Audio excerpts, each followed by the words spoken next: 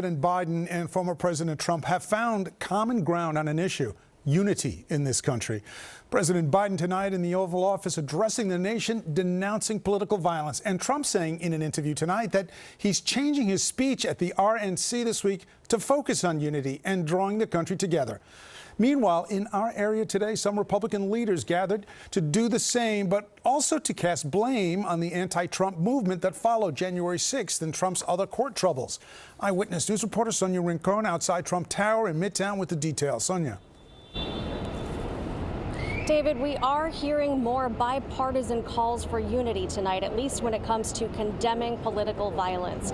President Joe Biden made a point to the nation tonight that the stakes are very high in this election, and that has meant heated political rhetoric, which can become toxic.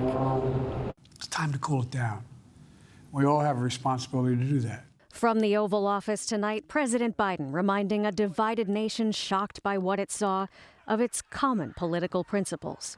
American democracy, where decency, dignity, fair play aren't just quaint notions, but living, breathing realities. We owe that to those who come before us, to those who gave their lives for this country. We owe that to ourselves. Tonight at Trump Tower, there is extra security, but no credible threat.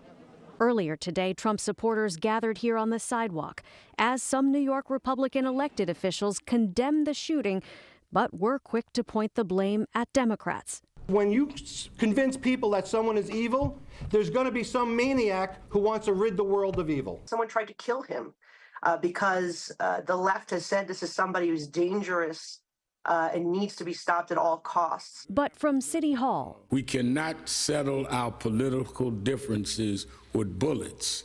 We settle them with ballots. A swift condemnation of political violence from the former president's hometown, as Mayor Eric Adams called together spiritual leaders and the city council minority leader, a Republican who noted that those with influence have a responsibility not to encourage mob mentality. We don't have to be in a mob in some park somewhere. We're in a mob every day when we're sitting on the couch on social media. We should all support a very thorough, real investigation and not chase or distribute conspiracy theories that somebody gets on TikTok or social media and has all of us avoiding our responsibility in not normalizing this climate. A climate that these leaders say dangerously dehumanizes opponents.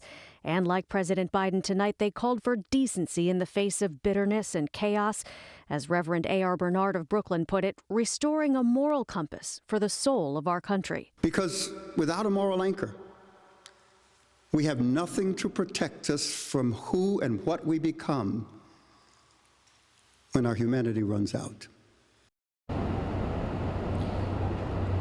Again, there is no credible threat here to Trump Tower, but according to an NYPD intelligence bulletin obtained by ABC News, the assassination attempt against the former president is likely to be followed by all kinds of extremist messaging and heavily exploited by those who spread misinformation. Mayor Adams today said he is very worried about that spread, particularly affecting impressionable young people when you consider the fact that the suspect in this act of violence was only 20 years old.